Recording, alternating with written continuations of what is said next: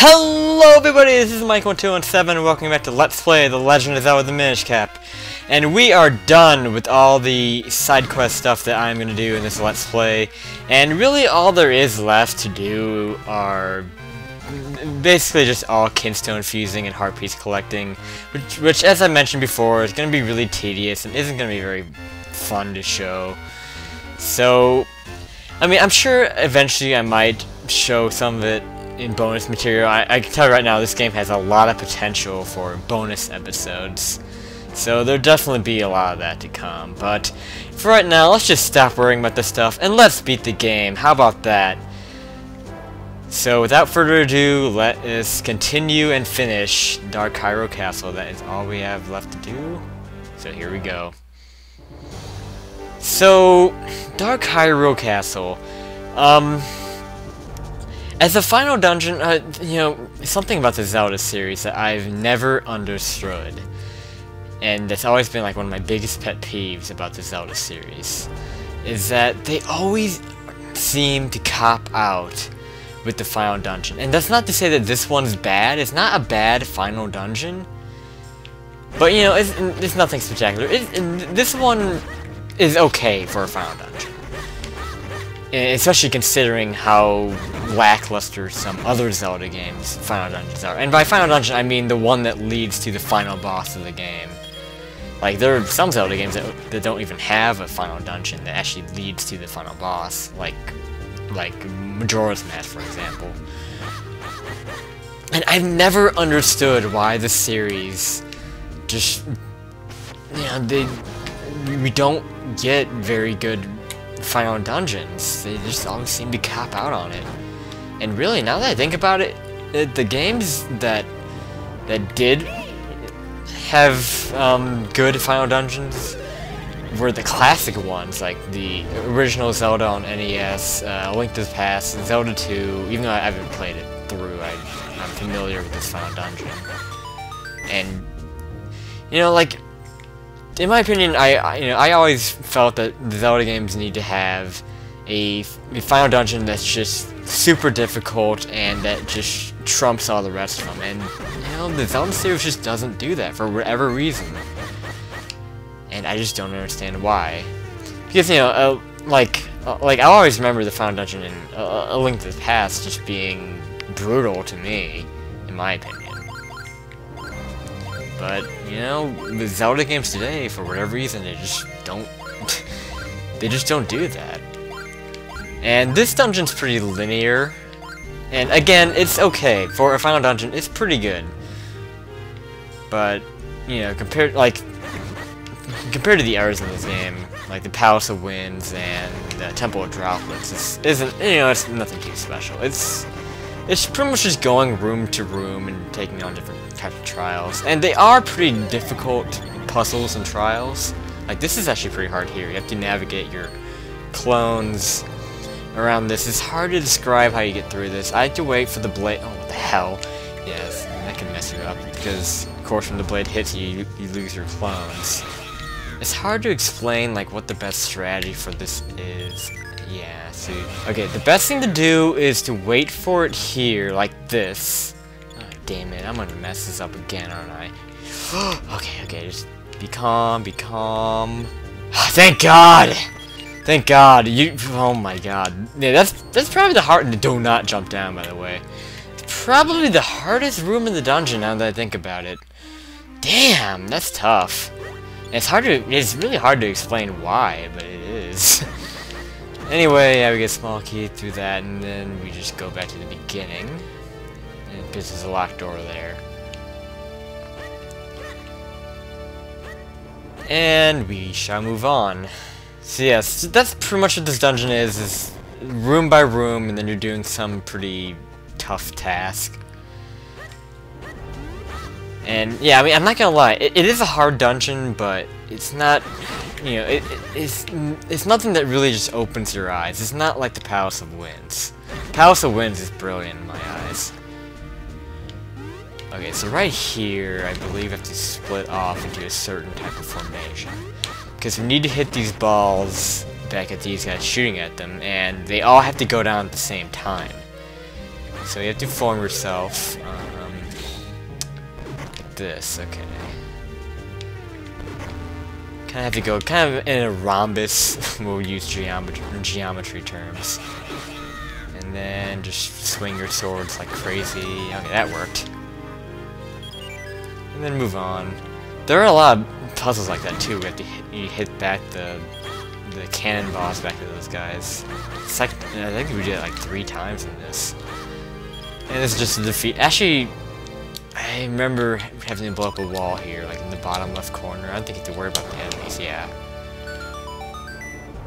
And, oh, I hate fire! Yeah, it's just running through the fire there. Okay.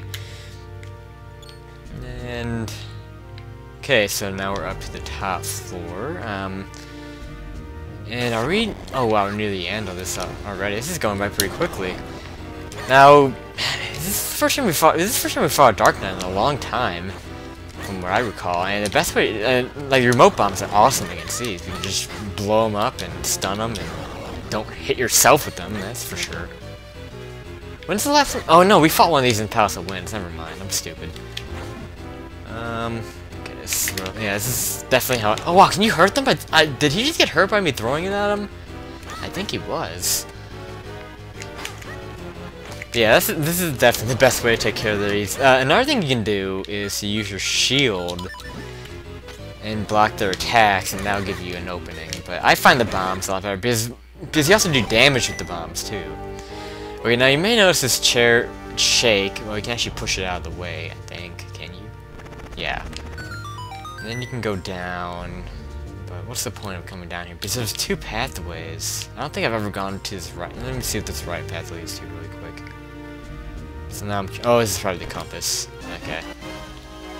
Alright, glad I checked it out. That way it wouldn't bug me. Because that probably would have bugged me the entire way. Alright, so now we have this dark room. One thing I really liked about this game later on, like late in the game, is that you really do use all of your items pretty equally. And that's something I also noticed in the Palace of Winds too. Like we were switching around all of our items, you know, like dating back to the Gust Jar, and it was pretty I hate these. Gibdos are so bad in this game. They're so annoying. Thank God you can turn them into Stalfos, that's for sure. Alright, not much else exciting going on here. I like how this dungeon has the original, well not the original, but you know, the unarranged Hyrule Castle theme from Link to the Past. And by unarranged, I mean, you know, it's the same melody, just not like the exact same, you know, version as it was in Link to the Past. Because, you know, like, you notice when you're in the light version of Hyrule Castle, the normal version, it has kind of like a variation of the Hyrule Castle song, but it's not like the actual thing. So I like how they brought it back in this game. And you know, and you know, now that I think about it, like the Hyrule Castle theme from Link to the Past wasn't seen in any Zelda games, or heard, I should say, not seen. You don't see music, but it wasn't heard in any Zelda games until Wind Waker brought it back. So we have Wind Waker to thank for bringing this song back. You know, with Farewell Hyrule King. Actually, it showed up quite a bit in that game. Like there were 2 different variations of the song. And ever since Wind Waker, we've seen the Hyrule Castle theme show up in a lot of different Zelda games. This one, Twilight Princess, and what else? I think that's it.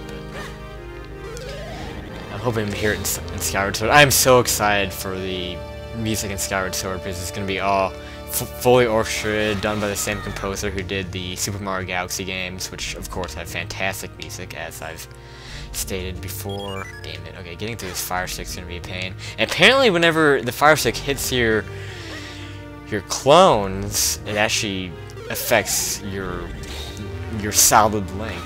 Okay, so I gotta know how to time this. Just gonna wait for it to pass here. I hope I did this right. Time this. Can you get through? Okay, that works. Just stand down there. Oh, I'm not gonna have enough time though. Damn. Okay, just gotta wait. Just gotta time this well.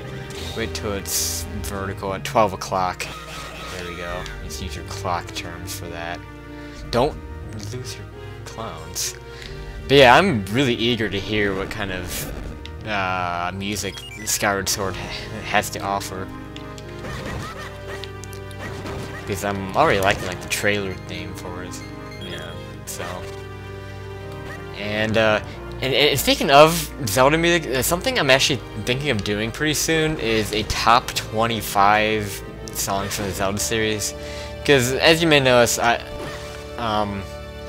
occasionally, oh shit, I was not supposed to do that. Thankfully I have Rock's Cape to make up for that. I can just jump back over here.